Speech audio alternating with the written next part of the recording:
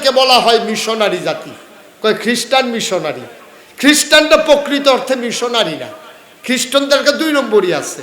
বিভিন্ন এনজিওর মাধ্যমে ওরা নিজেদের স্বার্থ গোছায়, পাশাপাশি মানুষকে ধর্মান্তরিত করার জন্যে তাদের একটা নগ্ন হিংস্র এবং কূটকৌশল তারা অবলম্বন করে। প্রকৃত মিশনারি জাতি হচ্ছে এই মুসলমানেরা। এই জন্যে এই জনপদে ভারতীয় উপমহাদেশে কোনো নবী আসেননি, কোনো রাসূল আসেননি, তারপরও আজকে বাংলাদেশের মতো একটা ভূখণ্ডে আজকে 92 জন শতকরা মুসলমান, ঠিক কিনা বলে? ওরা ওই মিশনারি জাতি হওয়ার কারণে অনেক সাহাবা এখানে এসেছেন বর্ণনা পাওয়া যায়। দেখা যায় যে তাবিন, তাবেইন, মক্কার মানুষগুলো, আরবের মানুষগুলো বাণিজ্যের নামে বণিকের ভেসে এসে দিন প্রচার করে। আমাদের এই বাংলাদেশে মানুষগুলোকে নেংটির বদলে লুঙ্গি পরা শিখিয়েছেন, হরে রামের জায়গায় কলমা পড়তে শিখিয়েছেন, শ্রীর জায়গায় মোহাম্মদ লিখতে শিখিয়েছেন, টিকির বদলে টুপি পড়তে শিখিয়েছেন। সেই সমস্ত হক্কানি পীর মাশায়েখ আর আল্লাহর বুজুর্গ ব্যক্তিরা পীর মাশায়েখেরা, সুবহানাল্লাহ বলবেন না? তারই ধারাবাহিকতায় আজকে এই 18 কোটির জনপদে, 56,000 বর্গমাইলের জনপদে, টেকনাফ থেকে তেঁতুলিয়া, রূপসা থেকে পাথুরিয়া, এই বাংলাদেশে আজও ইসলামের পতাকা যদিও পথ করে উড়ে না, কিন্তু ইসলামের সুমহান আদর্শ সেই মসজিদগুলোর মিনার থেকে বারবার আজানের ধ্বনি ভেসে আসে। এশার নামাজ পড়ে মানুষগুলো দুরূদ পড়তে পড়তে ঘুমোতে যায়। ফজরের আজান শুনলে আবার মানুষের ঘুম ভাঙে। এই জনপদে মানুষ মসজিদের শহর, মাদ্রাসার শহর, মাদ্রাসার দেশ, মক্তবের দেশ, কোরআনের দেশ, আলেম ওলামার দেশ এই বাংলাদেশ, ঠিক কিনা বলো? কিন্তু আমরা লক্ষ্য করে দেখেছি 1971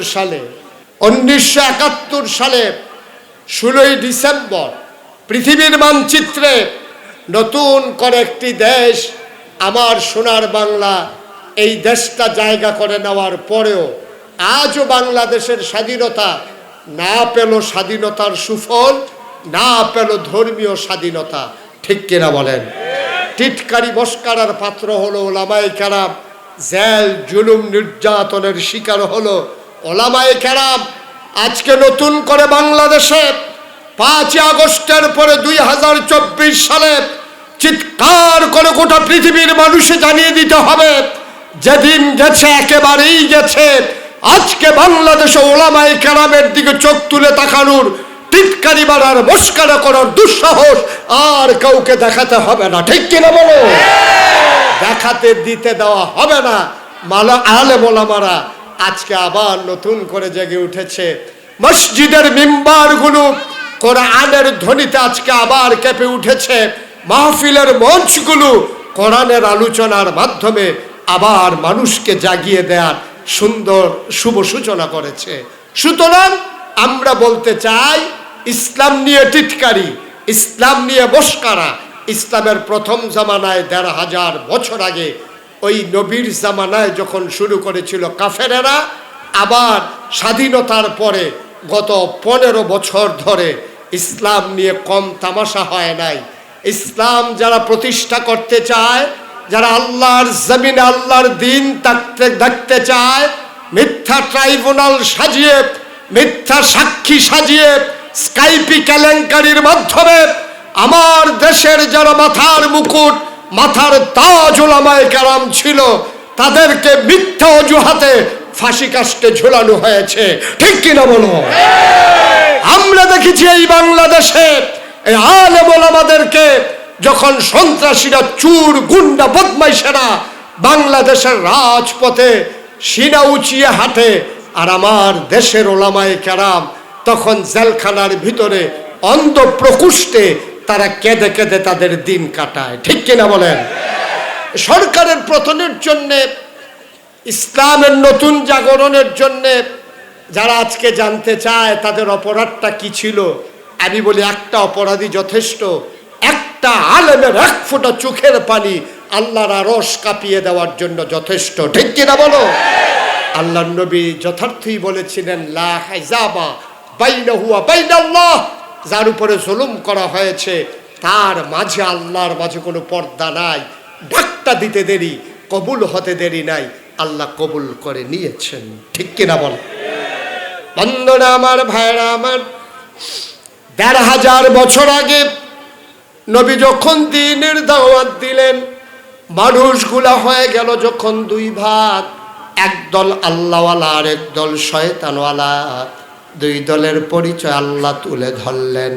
একদলকে বলে দিলেন রাদিয়াল্লাহু আনহুম ওয়া রাদু আনহু, তাদের ব্যাপারে আল্লাহ খুশি, আল্লাহর ব্যাপারে ওরা খুশি। আবার দ্বিতীয় দল কারা? যারা ইসলামের ওই আলোকে ফু দিয়ে নিভিয়ে দিতে চায়, যারা নবীর টিটকারি মারে মস্করা করে, সাহাবাদের রক্তে মক্কার মরুপ্রান্তর যারা রক্তাক্ত করে দিয়েছে, যারা তাদের পথ চলাকে কঠিন করে দিয়েছে, কুসুমাস্তীর্ণ পথকে কণ্টকাকীর্ণ করে দিয়েছে, ওরা কারা? ওদের পরিচয় আমার আল্লাহ রাব্বুল আলামিন কোরআনুল কারীমে সুন্দর করে আবার তুলে ধরলেন। কোরআনে ঢোকার আগে মারদুদ শয়তান থেকে ফানাহ চাই, যিনি রহমান যিনি রাহিম, তার নামে চলো শুরু করি, সবাই পড়ি। আউযু বিল্লাহি মিনাশ শাইতানির রাজিম।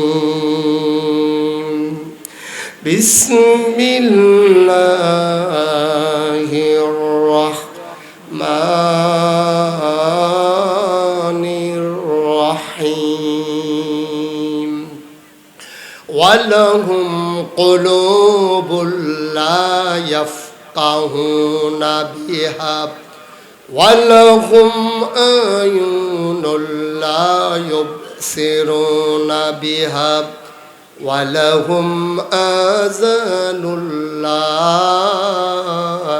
ইয়াসমাউনা বিহা উলাইকা কাল আনআম বাল হুম আদাল। আল্লাহ বলেন, শুনো শুনো শুনো, দুনিয়ার ভিতরে একদল মানুষ আছে, ওয়ালাহুম কুলুবুল লা ইয়াফকাহুনা বিহা, আল্লাহ তাদেরকে মন দিয়েছেন, মনের ভিতরে সঠিক বুঝ দেন নাই, মন আছে বুঝে না। ওয়ালাহুম আয়ুনুল লা ইউবসিরুনা বিহা, তাদের চোখ আছে তারা দেখে না। ওয়ালাহুম আযানুল লা ইয়াসমাউনা বিহা, তাদের কান আছে তারা শুনে না। আমরা বলি আল্লাহ এটা আবার কেমন মানুষ? মন আছে বুঝে না, চোখ আছে দেখে না, কান আছে শুনে না, এটা আবার কেমন মানুষ? আল্লাহ কয়, আমি কি বলছি নাকি মানুষ? উলাইকা কাল আনআম, ওরা হলো চতুষ্পদ জানোয়ারের মতো। আল্লাহ কয়, না রে না, জানোয়ারেরও কিছু বুঝ আছে, এই মানুষটার তাও নাই। ঠিক কিনা?